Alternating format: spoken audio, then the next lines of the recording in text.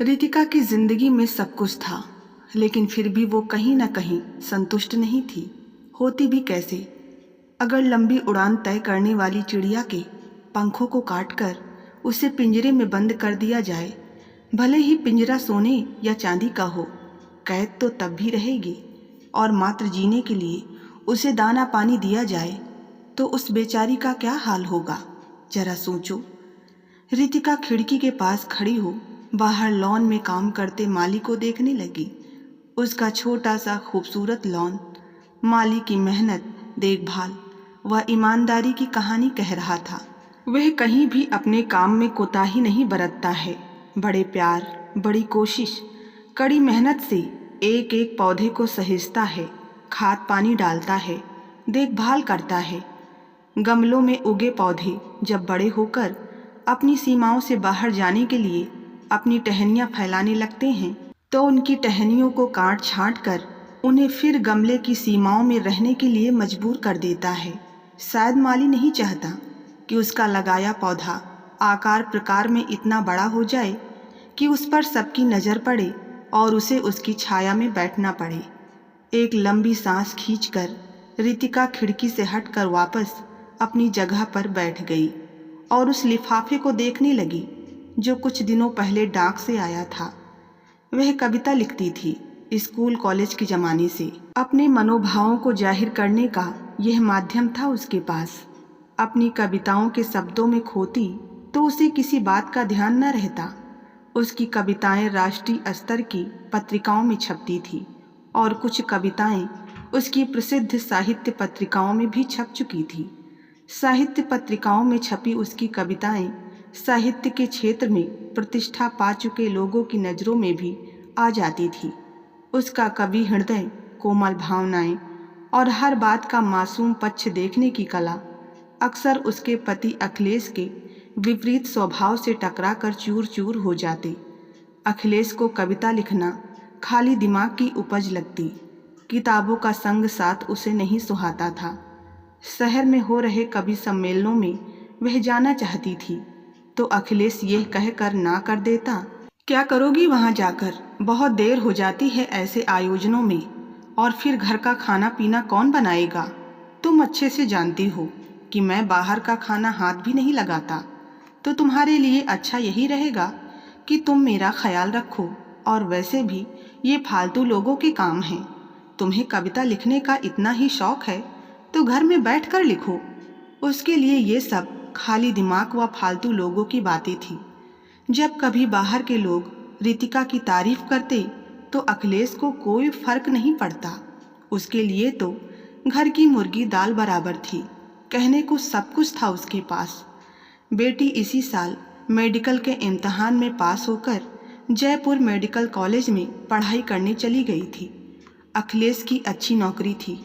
एक पति के रूप में उसने कभी उसके लिए कोई कमी नहीं की, पर पता नहीं रितिका के हृदय की छटपटाहट खत्म क्यों नहीं होती थी। क्या कुछ था जिसे पाना अभी बाकी था? कौन सा फलक था जहां उसे पहुंचना था? उसे हमेशा लगता कि अखिलेश ने भी एक कुशल माली की तरह उसे अपनी बनाई सीमाओं में कैद किया हुआ है। उससे आगे उसके लिए कोई दुनिया नहीं है। उससे आगे वो अपनी सोच का दायरा नहीं बढ़ा सकती। जब जब वह अपनी टहनियों को फैलाने की कोशिश करती, पतिदेव एक कुशल माली की तरह काट छाँट कर उसे उसकी सीमा में रहने के लिए बाध्य कर देते। उसे ताज्जुब होता कि बेटी की तरक्की व शिक्षा के लिए इतना खुला दिमाग रखने वाला अखिलेश पत्नी को लेकर एक रूढ़िवादी पुरुष क्यों बन जाता है। वह लिफाफा खोलकर पढ़ने लगी। पाया कि कानपुर शहर में एक कवि सम्मेलन का आयोजन होने जा रहा था, जिसमें कई जाने माने कवि कवयित्रियाँ शिरकत कर रहे थे और उसे भी उस आयोजन में शिरकत करने का मौका मिला था।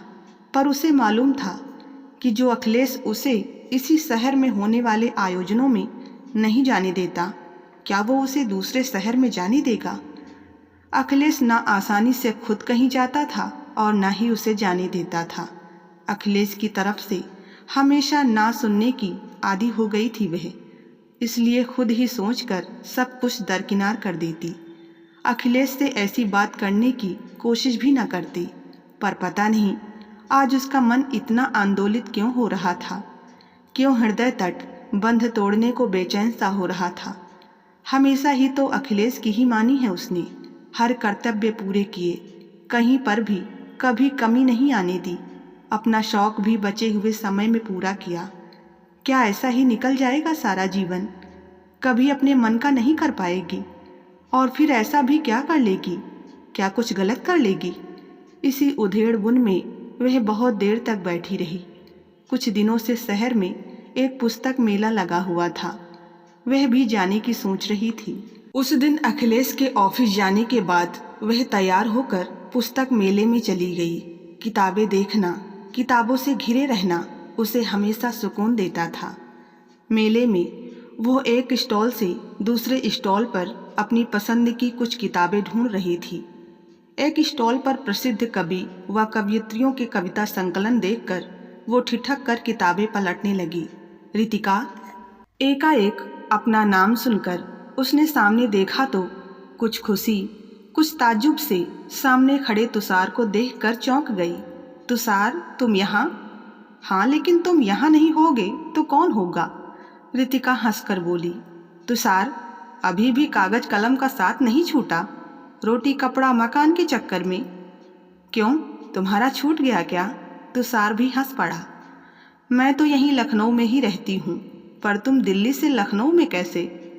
हाँ, बस ऑफिस के काम से आया था, सिर्फ एक दिन के लिए। मेरी भी किताबें लगी हैं प्रकाश पब्लिकेशन हाउस के स्टॉल पर।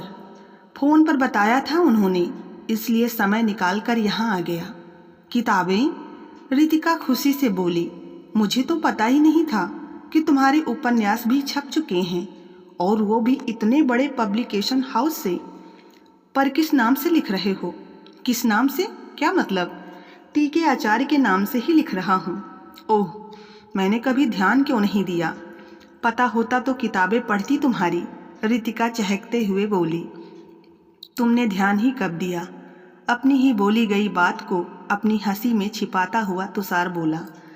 रितिका ने तुषार की बात को लगभग अनसुना सा कर दिया।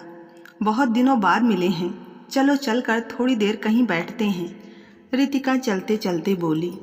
और किस किस के संपर्क में हो कॉलेज के समय के दोस्तों में से? तुषार बोला। बस शुरू में तो संपर्क था कुछ दोस्तों से, समय के साथ सब खत्म हो गया। और अपनी सुनाओ रितिका, तुम तो कितनी अच्छी कविताएं लिखती थी, कहाँ तक पहुँचा तुम्हारा लेखन? कितने संकलन छप चुके हैं? एक भी नहीं। गृहस्थी के साथ ये सब कहाँ हो पाता है। बस छिटपुट कविताएं यहाँ वहाँ पत्रिकाओं में छपती रहती हैं, कुछ साहित्य पत्रिकाओं में भी छपी हैं। रितिका तुषार से नजरें चुराती हुई बोली। जब मैं नौकरी के दौरान लिख सकता हूँ तो तुम गृहस्थी के साथ क्यों नहीं? तुषार बोल पड़ा। बस शायद यही फर्क है स्त्री पुरुष का। स्त्री घर के लिए खुद को पूरी तरह समर्पित कर देती है, जबकि पुरुष का समर्पण आंशिक रूप से ही रहता है। रितिका गंभीर होकर बोली। यह तो तुम सरासर इल्जाम लगा रही हो मुझ पर। तुषार हंसता हुआ बोला। मैं भी गृहस्थी के प्रति अपनी सभी जिम्मेदारियां पूरी करता हूँ, पर फिर भी पत्नी के लिए पति एक सीमा रेखा तो खींच ही देता है। उसका शौक पति के लिए महत्वपूर्ण नहीं होता। पौधे को अगर जड़ें फैलाने को ही ना मिले तो मजबूती कहाँ से आएगी तुषार? पौधे को अगर गमले की सीमाओं में पनपने के लिए ही बाध्य किया जाए तो वह अपनी प्रवीणता कैसे प्राप्त करेगा? परिंदे अगर पिंजरे के बाहर पंख ना फैला पाएं तो फिर? रितिका ने अपनी बात अधूरी छोड़ दी। तुषार ने कोई जवाब नहीं दिया। अच्छा छोड़ो इन बातों को, अपने परिवार के बारे में कुछ बताओ। रितिका बात टालने की गरज से बोली। बैंक में जॉब करता हूँ, 2 छोटे बच्चे हैं, पत्नी है। और तुम्हारे बच्चे? मेरी बेटी ने इसी साल जयपुर मेडिकल कॉलेज में दाखिला लिया है। अरे वाह, इतनी बड़ी बेटी कब हो गई तुम्हारी? तुम भूल रहे हो तुषार कि मेरा विवाह ग्रेजुएशन के फाइनल ईयर में ही हो गया था। कैसे भूल सकता हूँ वह सब? तुषार एक लंबी सांस खींच कर बोला। अचानक गायब हो गई थी ग्रुप से। तुषार का स्वर संजीदा हो गया, पीछे मुड़कर भी ना देखा। शादी के बाद ऐसा ही होता है शायद। नई जिम्मेदारियां आ जाती हैं और नए अपने भी बन जाते हैं। तुषार लगभग व्यंग करता हुआ बोला। बहुत बोलना सीख गए हो तुषार। हाँ, तब के कॉलेज में ग्रेजुएशन कर रहे तुषार और अब के तुषार में बहुत फ़र्क भी तो है, उम्र का और रुतबे का भी। रितिका बात पूरी करती हुई बोली। अब तो साहित्यकार भी हो, सफल इंसान भी हो, जिंदगी में हर तरह से। क्यों, जलन हो रही है क्या? हाँ, हो तो रही है थोड़ी थोड़ी। दोनों हंस पड़े। नहीं रितु, सॉरी रितिका, मैं तो वैसा ही हूँ अभी भी। रितु ही बोलो न तुषार। कॉलेज में तो मुझे सभी इसी नाम से बुलाते थे। ऐसा लगता है वापस कॉलेज के प्रांगण में पहुँच गई हूँ मैं। थोड़े समय तुम्हारे साथ उन बीती यादों को जी लूँ, जब दिल में सिर्फ भविष्य की मनभावन कल्पनाएं थी, ना कि अतीत की अच्छी बुरी यादों की शलीब। रितु, कवियत्री हो तुम, उसी भाषा में अपनी बात कहना जानती हो। मैं कहता था ना तुम्हें हमेशा कि कविता में दिल की भावनाओं को जाहिर करना ज़्यादा आसान होता है बजाय कहानी के। नहीं तुषार, मुझे तो हमेशा लगता है कि गद्य पद्य से अधिक सरल होता है और पढ़ने वालों को कहने वाले की बात सीधे समझ में आ जाती है। रितिका अपनी बात पर जोर डालकर बोली। नहीं रितु, कविता पढ़ने वाला जब कविता पढ़ता है तो बोली हुई बात उसे सीधे खुद के लिए बोली जैसी लगती है और कविता का भाव सीधे उसके दिल में उतर जाता है। फिर कविता में तुम कम शब्दों में बिना किसी लाग लपेट के अपनी बात जाहिर कर सकती हो, लेकिन कहानी के पात्र जो कुछ बोलते हैं एक दूसरे के लिए बोलते हैं और बात पात्रों में उलझ कर रह जाती है। कभी कभी तो पूरी कहानी लिख कर लगता है कि जो कहना चाहते थे ठीक से कहे ही नहीं पाए। चलो यही सही, बहुत समय बाद कोई ऐसा मिला तुषार जिससे इस विषय पर ऐसी बात कर पा रही हूँ। रितिका मुस्कुराती हुई बोली। ऐसा लगता था जैसे मैं अपनी तर्क शक्ति ही खो चुकी हूँ। हर बात मान लेने की आदत सी पड़ गई है। तर्क शक्ति तो तुम सचमुच खो चुकी हो रितु, तुषार हंसता हुआ बोला। कॉलेज के ज़माने में तो तर्क में तुमसे जीतना मुश्किल होता था और आज तुमने सरलता से हार मान ली। अब हार मानना सीख गई हूँ, तुमने जो जीतना शुरू कर दिया है। रितिका हंसकर बात को हवा में उड़ाते हुए बोली। जब से जिंदगी में बड़ी हार से सामना हुआ है तब से जीतने की आदत डाल ली। रितिका को लगा बहुत बड़ा मतलब है तुषार के इस वाक्य का। बात को अनसुनी सी करती हुई बोली। वैसे कब तक हो लखनऊ में? वापसी कब की है? बस कल जा रहा हूँ, वह उठता हुआ बोला। तुम 5 मिनट बैठो, मैं अभी आया, कहकर तुषार चला गया। रितिका उसे जाते हुए देखती रही। सचमुच तुषार का निखरा व्यक्तित्व उसकी सफलता की कहानी बिना कहे ही बयान कर रहा था। उसका हृदय कसक सा गया। 6 लड़के लड़कियों का ग्रुप था उनका। कॉलेज में खूब मस्ती भी करते थे और खूब पढ़ते भी थे। तुषार और वह दोनों ही पढ़ने लिखने के शौकीन थे। वह कविताएं लिखती थी और तुषार कहानियाँ व लेख वगैरह लिखा करता था। पढ़ने के लिए भी वे एक दूसरे को किताबें दिया करते थे। एक दूसरे को किताबें लेते देते अपना लिखा पढ़ते पढ़ाते कब वे एक दूसरे के करीब आ गए उन्हें पता ही नहीं चला। समान रुचियां उन्हें एक दूसरे के करीब तो ले आई, पर दोनों के दिलों में फूटी प्यार की कोपलें अविकसित ही रह गई। सब कुछ अव्यक्त ही रह गया। उन्हें मौका ही नहीं मिल पाया एक दूसरे की भावनाओं को ठीक से समझने का। वह तुषार की आंखों में अपने लिए बहुत कुछ महसूस करती, पर कभी तुषार ने कुछ कहा ही नहीं। वह भी जानती थी कि तुषार अभी ग्रेजुएशन ही कर रहा है। वह भी इतनी दूर तक उसका साथ नहीं दे पाएगी। उसके पिता उसके विवाह की पेशकश करने लगे थे, इसलिए उसने भी उसकी आंखों की भाषा पढ़ने की कोशिश नहीं की और फाइनल ईयर के इम्तहान से पहले ही उसका विवाह तय हो गया। उसने जब अपने विवाह का कार्ड अपने ग्रुप में भेजा तो सभी चहकने लगे, उसे छेड़ने लगे, लेकिन तुषार हताश खोया खोया सा उसे देख रहा था, जैसे उसके सामने उसका सारा संसार लुट गया हो और वो कुछ भी नहीं कर पा रहा था। इम्तहान के बाद उसका विवाह हो गया और उन दोनों के दिलों में सब कुछ अव्यक्त अनकहा ही रह गया। अखिलेश से विवाह हुआ तो वो एक अच्छे पति थे, अच्छे पिता थे, पर ठीक उस माली की तरह वे उसे प्यार से सहेजते, देखभाल करते, पर सीमाओं में बांधे रखते। पति से अलग जाने की, अलग सोचने की उसकी क्षमता धीरे धीरे खत्म हो गई। उसका लेखन बस थोड़ा बहुत इधर उधर पत्रिकाओं तक ही सीमित रह गया। तभी किताबें हाथ में उठाए तुषार सामने से आता दिखाई दिया। ये सब क्या है? मेरी किताबें हैं और कुछ तुम्हारी पसंद के प्रसिद्ध कवि व कवयित्रियों के संकलन हैं। तुम्हारे लिए पैक करवा लाया हूँ। वह बैग उसकी तरफ बढ़ाता हुआ बोला। ओह थैंक्स तुषार। वह सोचने लगी, भूख क्या सिर्फ शरीर या पेट की होती है? मानसिक और दिमागी भूख भी तो एक भूख है जिसे हर कोई शांत नहीं कर सकता। क्यों इतने बेमेल जोड़े बन जाते हैं? तुषार और उसके बीच एक मजबूत दिमागी रिश्ता है जो किताबों से होता हुआ एक दूसरे तक पहुंचता है। क्या सोच रही हो? तुषार उसकी आंखों के आगे हथेली लहराता हुआ बोला। कुछ नहीं। वह संभल कर बैठती हुई बोली। तुम्हारी पत्नी को तो बहुत गर्व होता होगा तुम पर। उसे भी पढ़ने लिखने का शौक है क्या? उसे स्वेटर बुनने का बहुत शौक है। तुषार ठहाका मारकर हंसता हुआ बोला। हम तीनों को उसी के बुने हुए स्वेटर पहनने पड़ते हैं। यह सुनकर वो भी खिलखिलाकर हंस पड़ी। रितिका ने नजरें उठाकर तुषार के चेहरे पर टिका दी।